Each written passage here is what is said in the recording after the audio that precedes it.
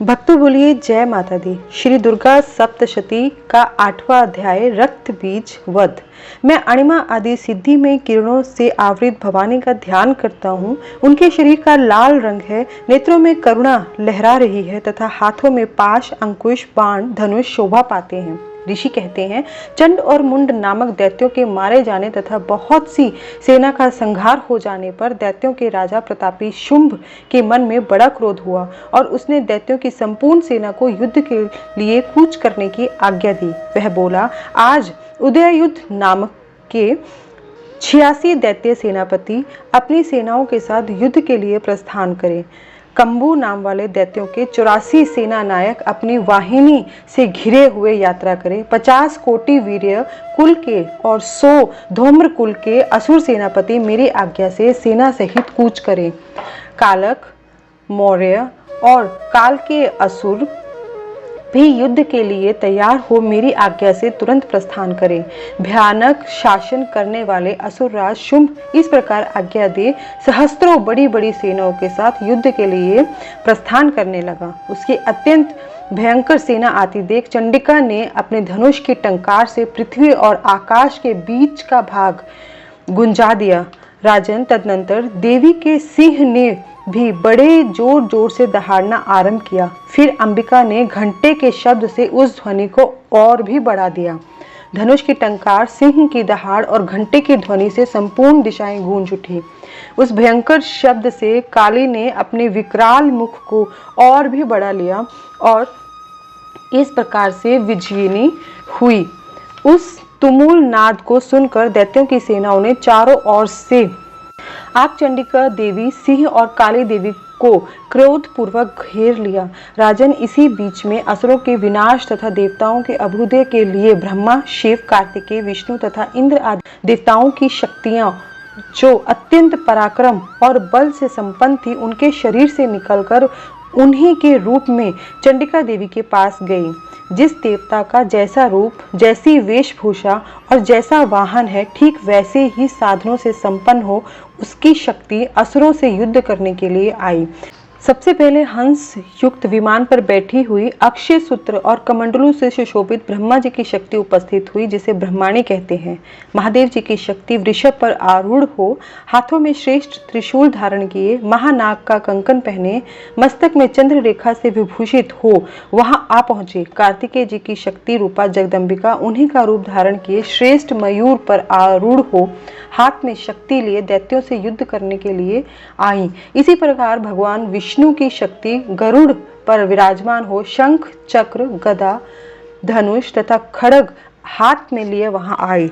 अनुपम यज्ञ वाराह का रूप धारण करने वाले श्री हरि का जो शक्ति है, वह भी वाराह शरीर धारण करके वहां उपस्थित हुई।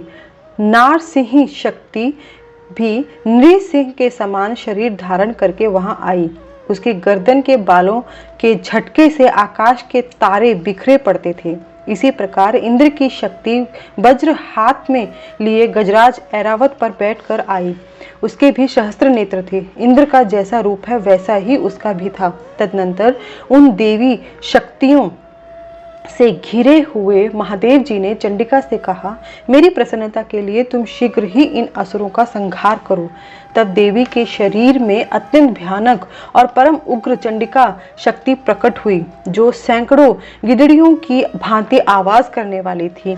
उस अपराजिता देवी ने धूमल जटा वाले महादेव जी से कहा, भगवान, आप शुंभ निशुंभ के पास दूत बनकर जाइए और उन अत्यंत गर्वीले दानव शुंभ और निशुंभ दोनों से कहिए, साथ ही उनके अतिरिक्त जो भी दानव युद्ध के लिए वहां उपस्थित हों, उनको भी यह संदेश दीजिए, दैत्यों, यदि तुम जीवित रहना चाहते हो तो पाताल को लौट जाओ। इंद्र को त्रिलोकी का राज्य मिल जाए और देवता यज्ञ भाग का उपभोग करें। यदि बल के घमंड में आकर तुम युद्ध की अभिलाषा रखते हो तो आओ, मेरी शिवाएं योगिनियां तुम्हारे कच्चे मांस से तृप्त हों। चूंकि उस देवी ने भगवान शिव को दूत के कार्य में नियुक्त किया था, इसलिए वह शिवदूती के नाम से संसार में विख्यात हुई। वे महादैत्य भी भगवान शिव के मुंह से देवी के वचन सुनकर क्रोध में भर गए और जहां कात्यायनी विराजमान थी उस और बढ़े। तदनंतर वे दैत्य अमर्ष से भरकर पहले ही देवी के ऊपर बाण, शक्ति, रिष्टि आदि अस्त्रों की वृष्टि करने लगे। तब देवी ने भी खेल खेल में धनुष की टंकार की और उससे छोड़े हुए बड़े बड़े बाणों द्वारा दैत्यों के चलाए हुए बाण, शूल, शक्ति और फरसों को काट डाला। फिर काली उनके आगे होकर शत्रुओं को शूल के प्रहार से विदीर्ण करने लगी और खड़क वांग से उनका कचुम्बर निकालते हुए रणभूमि में विचरने लगी। ब्रह्माणी भी जिस जिस ओर दौड़ती उसी उसी ओर अपने कमंडलू का जल छिड़ककर शत्रुओं के औज और पराक्रम को नष्ट कर देती थी। महेश्वरी ने त्रिशूल से और वैष्णवी ने चक्र से और अत्यंत क्रोध से भरी हुई कुमार कार्तिकेय की शक्ति ने शक्ति से दैत्यों का संहार आरंभ किया।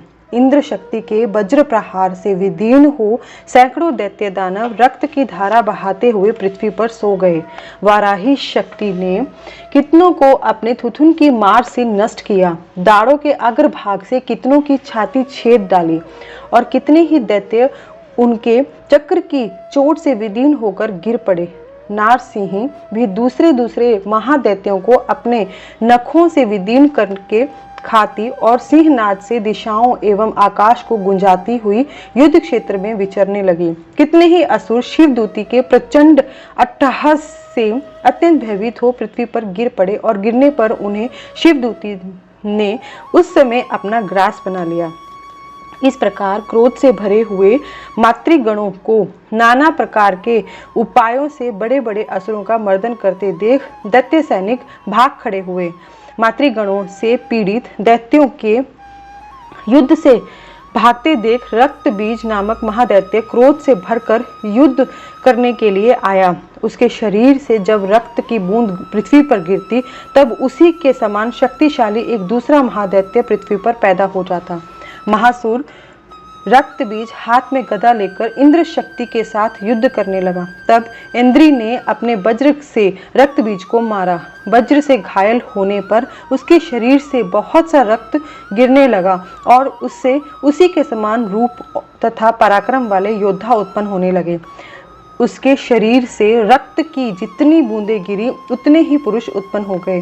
वे सब रक्त बीज के समान ही वीर्यवान, बलवान और पराक्रमी थे। वे रक्त से संपन्न होने वाले पुरुष भी अत्यंत भयंकर अस्त्र शस्त्रों का प्रहार करते हुए वहां मातृगणों के साथ घोर युद्ध करने लगे।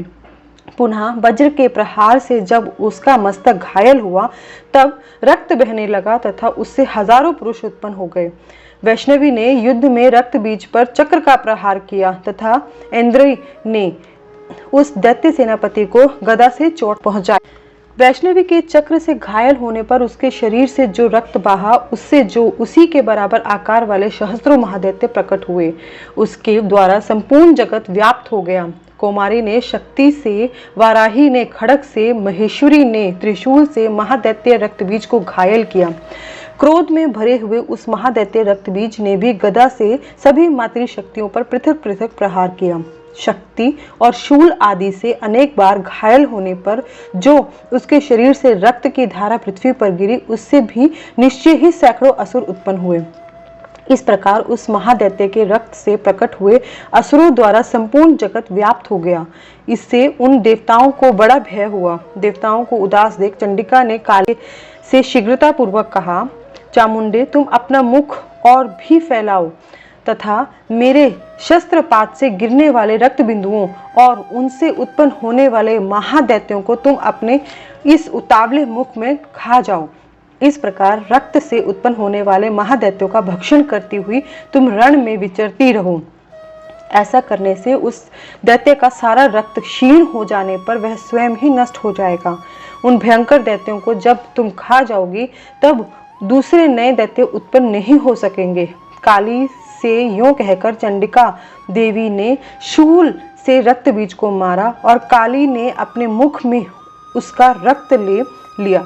तब उसने वहां चंडिका पर गदा से प्रहार किया, किंतु उस गदा पात ने चंडिका को तनिक भी वेदना नहीं पहुंचाई।